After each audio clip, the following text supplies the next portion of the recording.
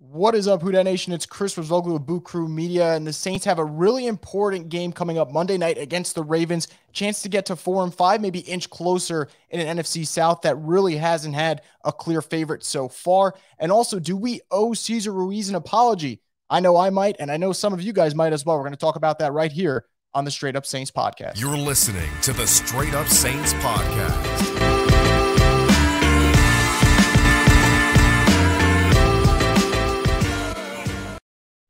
Joining me for this edition of the Straight Up Saints podcast presented by DraftKings Sportsbook is Jeff Nowak of Odyssey Sports and WWL Radio. He does, if you guys haven't checked it out yet, definitely do, Inside Black and Gold. He does it with Steve Geller. Jeff, what's going on, man?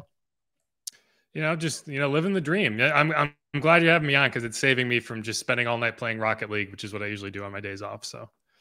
Hey, look, I still have to get into Rocket League. One of my coworkers at the Spun always talks about how fun it is. And every time I'm like, yeah, I'll play it. I just never get around to it. So maybe this will be the push that I need. But, I want to talk about the trade deadline. Jeff, I know you talked about it on your podcast with Steve, and you guys went into the Saints not making a move. And look, I'm someone who you could tell on Twitter, I'm kind of for drama, not like bad drama, but I'm good for, any type of intriguing move here and there. But I actually thought the Saints made the right move not going for someone at the moment. I don't know if they're a piece away from being a Super Bowl contender. And at the same time, they could still win the NFC South if they get healthy, kind of string together some wins. So when you look at what happened at the trade deadline, or the lack of movement, I should say, what'd you kind of make of it? Yeah, so my kind of general philosophy at the trade deadline is you're only a buyer if you are one or two pieces away from winning a Super Bowl, not from making the playoffs. Like, good teams buy talent to become a great team and win a Super Bowl. Bad teams buy talent to go from the fringe of the playoffs to the first round of the playoffs. So I think that's where the Saints are right now. And so you're kind of just in wait and see mode. And I think that, when you get the news that Mark Ingram is down with a knee injury and might be out 3 to 4 weeks, that might change your thought process a little bit, but it's really a question of, okay, are we willing to give up assets, number one? And number two, or is the player we're bringing in, do we feel like that has more value than just signing Jordan Howard off the practice squad, which I feel like in most cases will be a no. So I think that they made the right move by standing pat.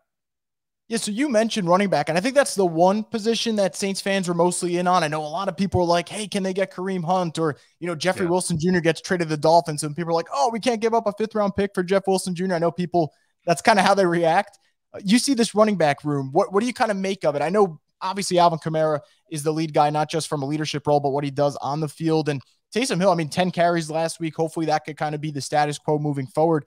Do you feel like maybe Taysom's sneakily the RB2 in a weird way, just not what we expect? How do you think they kind of handle the running back group with Mark Ingram hurt? From a workload perspective, yes, like he's going to get carries, but you do still need a traditional RB2 for, just for the play design, right? Because Taysom, while he does get 8 to 12 carries, however many a game, there are certain plays that you're not going to incorporate him in. If you're just trying to go under center and plow forward for a gain on first down, that's not really where you'd put Taysom. So you do still need somebody, but that's why Jordan Howard makes a lot of sense in that role. It's not going to be a featured role, but it's like what you would have hoped Latavius Murray could have done if they were able to keep him around, right? Just someone who's going to fall forward, get positive yards, and prevent you from having to put too much wear and tear on Alvin Kamara in the games that you don't want to put wear and tear on him, right? Like when you get to the end of the season, you're going to be a little more willing to send him out there and give him 25, 28 carries. You don't want to do that now. You need someone. So I would be surprised if we don't see Jordan Howard at some point in the near future and Dwayne Washington getting that role. But I think they're in decent shape, right? You have Alvin Kamara, and that's why, Kareem Hunt, the reason that Kareem Hunt asked for a trade is because he's tired of sitting behind Nick Chubb in Cleveland. I don't think that going to the Saints and sitting behind Alvin Kamara will be a much more attractive scenario for him. So that's why I kind of thought that was funny. It's like, you have to consider the person you're bringing in and why they're on the trade market to begin with. But yeah, I think they're going to be, I don't see this as being a major change. And again, Mark Ingram, while he's hurt now, he is only out for 3 to 4 weeks. So you really just need something to make it work over that span so you're not overloading Alvin. But yeah, I think they're fine. Yeah, that's actually a good point. Everyone brought up Kareem Hunt, and in my head, I just didn't give much thought because I was under the assumption that either he doesn't get traded or the Rams, overpay. But the Rams, to your kind of point with Alvin Kamara, don't really have that lead back. And that would be kind of odd, right? Go from Nick Chubb to Alvin Kamara's kind of backup or sidekick. Right. I would say that'd be a little different. So one thing that I wanted to bring up having you on, and you've been, I would say, arguably the best person at talking about Cesar Ruiz because you've kept it really consistent, right? I think it's very easy when a player is struggling for a lot of people to bash on them, including myself. And you talked about, when people are going to get into the Cesar Ruiz discourse, like either if you're going to still be negative, just kind of own the take that you had on previously. And I think it's a great point. And instead of bringing up, and I could if I wanted to, but I'm not going to, instead of bringing up, fans' tweets, I'm actually going to bring up one of my own from last December. It was the Monday night game when they played the Dolphins. And I tweeted, "I swear I'm not a mean person, but I'm tired of watching Cesar Ruiz." Well, now I'm going to fast forward to this November, and I can't stop watching breakdowns that either you put out or Nick Underhill puts out. And I'm like, man, Ruiz has turned this corner. And I'm willing to own my idiotic take while also making the turn and be like, Cesar Ruiz, I owe you an apology, as I'm sure many other Saints fans do. He's really kind of made that year 3 leap. For you personally, when you're watching him, what has kind of led to that? I know part of it's the way he's using his hands. I think he's also finishing off blocks a lot better now than he used to. Just kind of give your thoughts on this whole Cesar Ruiz situation. This is a player who made the switch to position. Year 1, the whole COVID year was weird to begin with. So what have you kind of seen with Cesar Ruiz and liked from what you've seen in year 3? Yeah, so I think anyone that came into the league in 2020, it's understandable that they were a little behind the curve in terms of development because you didn't have OTAs, you didn't have rookie minicamp, you didn't have preseason games. And so you were just thrown into the fire. And, obviously guys like Justin Jefferson, they did not get impacted by that at all. But for a guy who's changing positions at a very technical position, it's going to be tough. So I think you have to give him a little bit of leeway there. Fast forward to year 2, finally gets to go into his season, gets a better offseason program. Eric McCoy goes down 5 snaps into the first game, and he's playing center for the first 5 weeks of the season, right? So you have to imagine that kind of just resets everything. Ryan Ramczyk's out majority of his second season, so he struggles. Like, I think that has a big factor when this rock steady right tackle that's supposed to be standing next to you is now Landon Young. That makes it difficult. And then so this year, I think a lot of it is just consistency, right? Like you were able to get a full offseason program. You were able to get reps at the position you're supposed to be working at. You're not dealing with an injury. And when I asked Ryan Ramczyk about Cesar on Monday, one of the things he went to right away was he's just confident. And I think as an offensive lineman, that's a very important thing. Like if you're not confident and you're hesitant, you're getting blown off the ball, right? We saw week 1, Grady Jarrett just blocked him into another hemisphere. And that's the type of block that happens when you're not a confident player. And I think what you've seen the last few weeks is just a guy who trusts his technique, trusts his ability. He probably has gotten a little bit stronger. He probably feels a little better physically in terms of the guys he's trying to block. And he's also gotten a lot better as a pulling guard, which I think is very important, especially, with Andrews Pete, because he's hurt all the time. You have to have someone who can take over in that role if he's not there, because I think that's one of Andrews Pete's better abilities. But no, I think this is just a young player who took a little longer to develop. And I did go on a rant, obviously, as you alluded to, about, one of the things that bothers me the most about the discourse around young players is if you're not a star right away, you're a bust, right? And it's like, no, there's a wide spectrum of what can happen here. And a guy struggling in year 1 and 2, I think that's understandable. But the toxicity around Cesar got real bad and real ugly. And for a guy who, I think there's always an offensive lineman that's kind of the GOAT. And it's like you blame somebody because you want to blame somebody. For years, it was Pete, right? And then Cesar showed up, and now he's the punching bag. And I don't know. It always bugged me because when you're looking at a player, you're looking at a young player, it's like you want to see him working hard and you want to see him improving. And I think you did see both of those things in year 2. It was just overshadowed by the fact that the entire offensive line struggled because of all the injuries and the inconsistency. So you go to year 3 and it's like, okay, he just needs to take a bigger leap. That's what Zach Strief told us in the offseason. It was like, yes, he did get better year 1 to year 2, but he needs to take a bigger step forward in year 3. And that's what you've seen. So, I'm glad that he's doing it. I'm glad that he's proven some people wrong because, it's a lot more fun when guys kind of make the analysts look stupid because we get to clown on them a little bit. Oh, absolutely. And I tell people this all the time when I'm recording, especially after a Saints loss, because that's usually when the emotions start flying. I always tell people, I hope we go back like 2 weeks later. I look at that take. I'm like, well, that was stupid. And no, for all the good reasons, you want to see these guys shine. And the funny thing is, and I think this is part of the good aspect of the Saints fan base, is I remember the last 2 years, like the conversations about Cesar Ruiz. And for some people, they're still like arguing over his development and whatnot. I think that's like kind of unnecessary, but there are other fans who like immediately are like, all hail King Caesar. I'm like, okay, so complete 180 in a good way. So it's been great. And I think this kind of is a fair segue into someone who really stood out last week against the Raiders and Peyton Turner, another player who rookie year was just kind of decimated by injuries. And it's weird because his first game against the Panthers, we all saw him kind of flash that potential and we're all excited. And then unfortunately the injuries played a factor. He was excellent on Sunday. And it wasn't one of those games where he's just kind of using his size and figuring it out as things go. Like there was a plan every single snap. And I'm just curious for you, Jeff, a guy who puts a lot of work in terms of studying the film throughout the week. What'd you kind of see from Peyton Turner that you really liked during that Raiders game? Well, it kind of goes back to the offseason where I thought Peyton Turner had a really good offseason. He was getting off the ball really well. He was using his hands. He's developing pass rushing techniques, which that's the thing when you're in college, you don't really need them.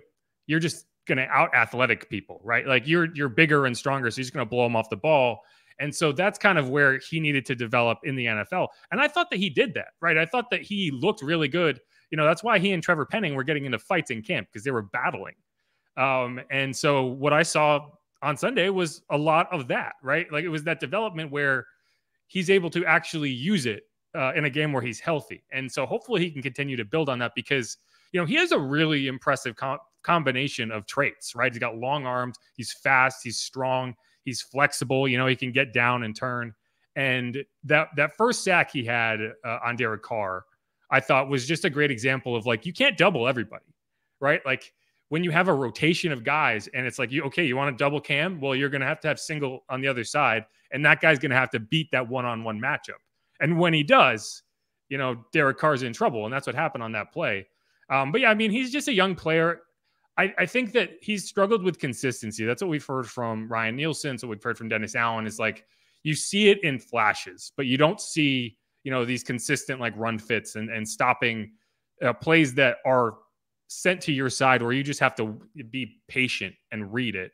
He's trying to get upfield on every play and rush the passer. And so he needs to improve as a run defender first and foremost, because the pass rush ability is there. Yeah, and look, if we just mentioned Ruiz before, if it's taught us anything, sometimes you just got to be patient with these younger players. I almost feel like the 2017 draft class just like skewed some people's opinions because almost pretty much every rookie was just playing at a Pro Bowl level out the gate. One thing that has been a big aspect of this Saints season, probably the last couple of seasons, unfortunately, has been injuries. For you personally, when you look at this Saints team, they got the upcoming game against the Ravens, obviously on Monday night. Out of the players missing, I know the two big ones, Michael Thomas and Marshawn Lattimore, which one do you think is kind of the absence been a bigger impact on this team? I probably lean towards Lattimore. Is that where you're kind of at with the way this Saints team's played? Well, I mean, it's hard to say that Mike being there would have this offense moving at a much more efficient clip. That's the only reason I would stick with Lattimore. But, I think not having Lattimore has allowed you to see Alontae Taylor in a featured role. And I think these reps are going to be massive for him as you get later in the season. And hopefully you do have kind of your full allotment. I don't know if Bradley Roby's injury is going to be one it's going to allow him to come back off IR. But, if you do get back to your kind of normal depth at cornerback, you now feel perfectly comfortable rotating a guy in and out, right? Probably putting Alontae Taylor or Paulson Adebo in the slot and getting your best three cornerbacks on the field. I think Chris Harris is a good slot corner, but he's getting up there in age and, you want to get your best three defensive backs on the field at the same time. And so, I think with Paulson Adebo, with Alontae Taylor, and then you bring Lattimore back, I think that's going to be really tough to throw the ball against. So, but I do think that Lattimore's injury is a little more significant than people might realize. Like that hit he took in an unpadded area, that's, you have organs there. And so I don't expect to see him back this week. I do think I have a suspicion we'll see Mike Thomas at practice this week. I have a feeling, because I don't think that like typically how it works is like the more you see guys in public, the closer they are to coming back. So we saw him for a moment at practice last week, and then you saw him on the sideline. And so Peyton Turner, for example, he wasn't on the sideline for the games until he was ready to come back. And so then so he got on the field, I think, in Arizona, and he was on the sideline watching that game, and then he was back at practice, then he was playing the next week. So fingers crossed. I hope that's the case for Mike Thomas too. Yeah, look, everyone went nuts over that kind of moment with Alontae Taylor. And I thought at first, I was like, oh, people are getting excited. Rookie made a nice play on Davante Adams. Then you look closer, it's like Mike running towards him to kind of like celebrate. I'm like, okay, well, that's why people are freaking out. And to your point, though, I am curious to see how this offense does look like, what it will look like when Michael Thomas comes back in the fold. Because you putting out something interesting that ended up, bringing over here.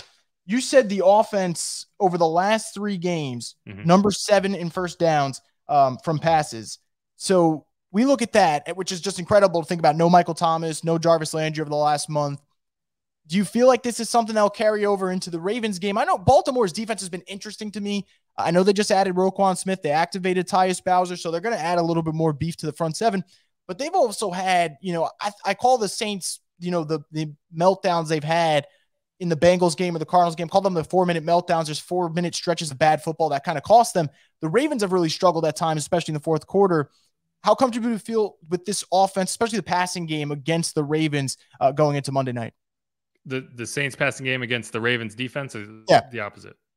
Yeah, okay. Yeah, the Saints passing game. I mean, so just to kind of button up that point, so these, if you go back and you watch the game, these throws that are going to Marquez Callaway, those would be throws going to Mike Thomas, Jarvis Landry. So that's the role, right?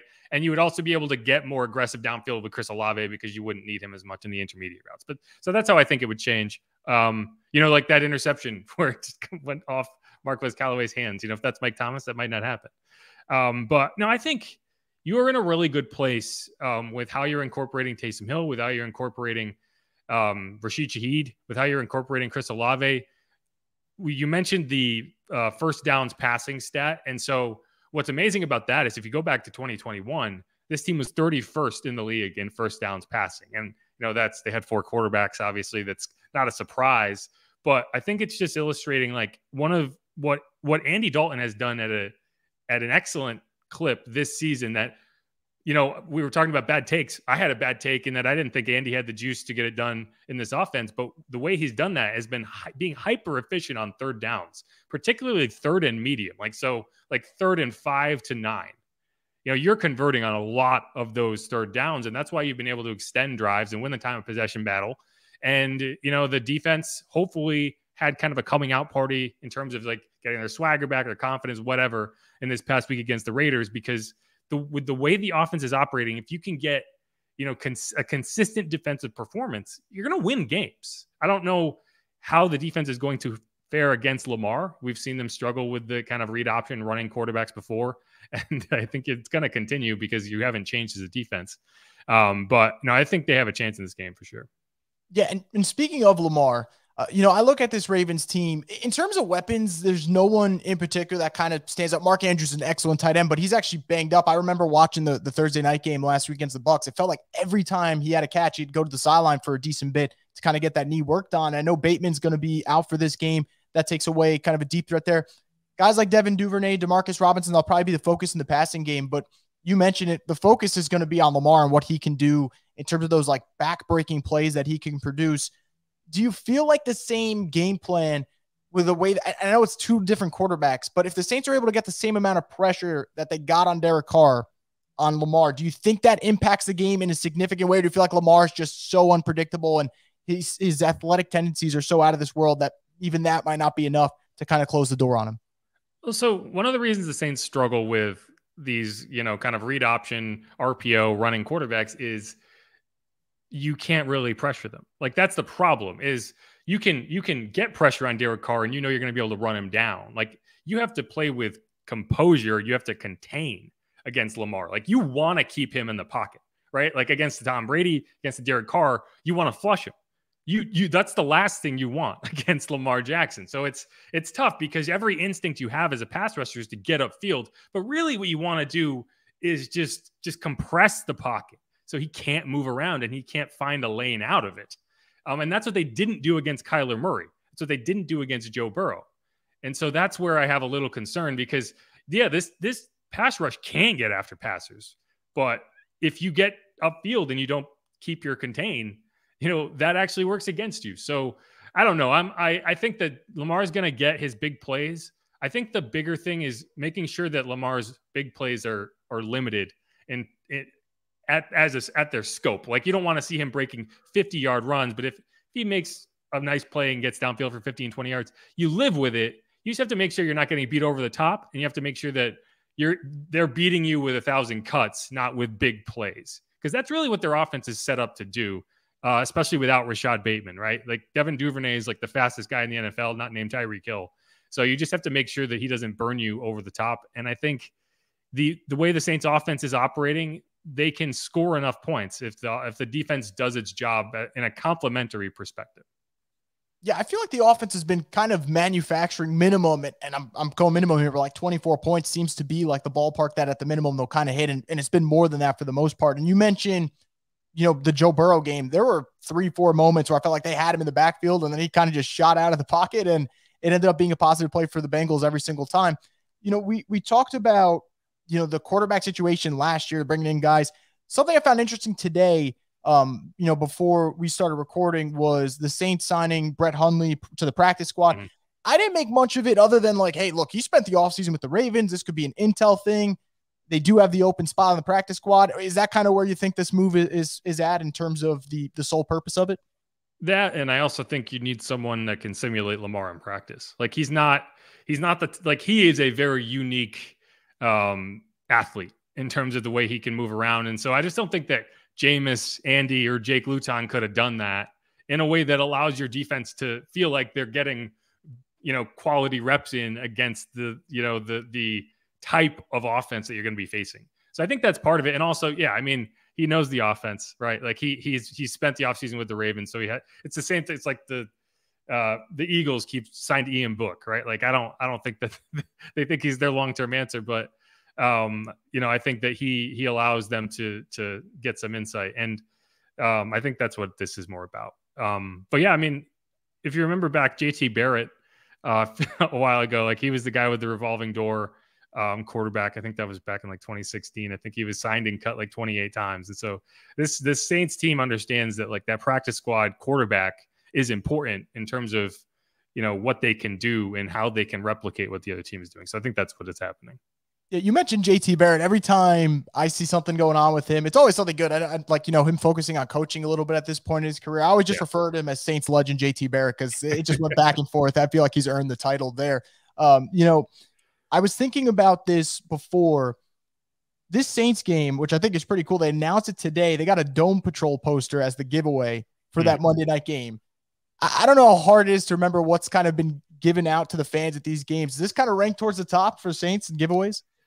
Yeah, the Saints, the giveaways are typically more of an NBA thing, right? Like, you don't see a ton of giveaways at NFL games that aren't like towels, right? So, I mean, from that, I don't know. Like, I don't go to a lot of they don't give me the giveaways, up in the press box. So I don't know if there's been anything more entertaining than that, but I'm a big bobblehead guy. I don't remember a Saints bobblehead night, but that's pretty good. Dome Patrol poster is pretty cool. Maybe I can get my hands on one. I think I have an empty spot up here. Yeah, I think it'd be perfect there. Last question I got for you, Jeff. You guys have done, and by you guys I mean the beat reporters, have done an excellent job throughout the season. When stuff's getting out of hand and people are worried 2-5, we don't want, fans don't really want to hear about the division's still open. Be patient because you're just so frustrated now. But you're looking around. It's November. They're one game out of the division at 3-5. How confident are you that this team does have the necessary pieces to turn around? And I don't care if it means 7-10, 8-9, 9-8, winning the division, you get a home playoff game. What's kind of the confidence level on a scale of 1 to 10 that the Saints have the right guys to kind of turn this around? And maybe the Raiders win was a sign of things to come for the second half of the year. In this division, I'm very confident. So one of the things I noticed, I looked up the other day was like, okay, what are the odds for the Saints to win the NFC South right now? And I mean, I haven't looked today, but they were like plus 550. Like bet $100 to win $550 if they win the division. I think that's good money. Like, and it's less about like what do the Saints have versus like, okay, like the Bucs look dead in the water, right? Like I wouldn't be surprised if Tom Brady just says, you know what, I'm done. I'm gonna head out. Like the Panthers are actively trying to lose, right? They're accidentally winning, but they're trying to lose, so they're just not a factor. The Falcons, I mean, are they the second best team in this division? So like, I think that from a confidence perspective, if you're the Saints and you're looking at your roster, which you felt confident enough to, leverage future assets to try to make something happen this season, I think you're in the 9-10 range. Like you do feel like you can win this division, because why wouldn't you? You have games in hand. You actually control your own destiny, which is something that's insane to be able to say at 3-5, but you do, because you have games against the Bucs and the Falcons left. So, I mean, if they can continue, like they could lose this week and I would still feel confident about them winning this division. But, the important thing is like, you got to find a way to get back to 500. And then you can, like, the last couple of games of the season is when you really kind of make hay on that. But like, I don't see the Falcons winning a ton of games. I don't see the Panthers winning a ton of games. The Bucs lost to the Panthers. So yeah, I don't know. Like it's a really weird season. I'm always kind of the pump the brakes guy on Twitter, but I think in this case, like, why wouldn't you be confident? You've like the way I look at it is like, okay, yeah, 3-5 sucked, but like all the things that could have gone wrong have gone wrong. So it's like, you're going to get guys back. You now feel more confident in your quarterback in terms of you have a solidified starter. You now feel more confident in some of your depth. And Alante Taylor, the offensive line, hasn't allowed a sack in 2 weeks. They're playing as well as they have in 3 years, I think. You're running the ball. Alvin Kamara is healthy. Like everything that you felt like was going in the right direction for them is still there. And it's just a matter of putting together a win streak, winning 2 or 3 games in a row. Because I think the first team that does that is going to win this division. Yeah, and to your point, you have the Panthers playing the Bengals this weekend. You have the Falcons going up against the Chargers. You have the Bucs going up against the Rams. Like, those are all possible games that they end up losing. And you mentioned, things that have gone wrong, did go wrong early in the year. This team had a double doink. That never happens. Like, you get one double doink every 5 years. This was the unfortunate time that it happened to the Saints. We'll see if they can kind of turn this around. And I would put it this way. If they won Monday night, all of a sudden, and I'm usually, not so quick to jump to the optimism, but all of a sudden my opinion changes, because I keep saying if they win the 3 division games they have left, I'd feel good about them winning this NFC South. So if they get to 4-5, beat a Ravens team, and then go to Pittsburgh against a team that's been underwhelming this year, all of a sudden things can turn around. Jeff, before you go, where can people check out your content and follow you on Twitter? Yeah, it's at Jeff_Nowak. It's Nowak. If you're looking for content, you can go to wwl.com. Check out our podcast, me and Steve Geller. It's called Inside Black and Gold. It's an ampersand, if you ever, we've been doing that for a couple months now. It's a lot of fun. We're still kind of getting our footing. It's our first season doing it, but we're picking it up. The audio quality has been up and down. We're kind of finding our way. But yeah, I'm getting better at editing it, so that's a good thing. But yeah, like and my selling point for this podcast is like, one of the things I like to do is I'll raise a question and then I'll go and ask the person about it and come back and play their answer. Right. I think that's something that, we can do in a unique way that other people can't. So like, that's what I've been trying to do a lot of. Like, one of the things I did was I went on a rant about how Dennis Allen should give up defensive play calling. And then the next day I was like, hey, Dennis, you ever consider giving up play calling? And then brought it back. So like, that's the kind of thing we're trying to do a lot more of. But it's been a lot of fun. But if anyone who checks it out, I appreciate it. Yeah, absolutely. Jeff, really appreciate having you on. And for Saints fans, stay tuned for more content. I know John Hendricks is going to have stuff here on Booker Media's YouTube page and all their other accounts. And also stay tuned for Pelicans content here. That's going to do it for the Straight Up Saints podcast, the destination for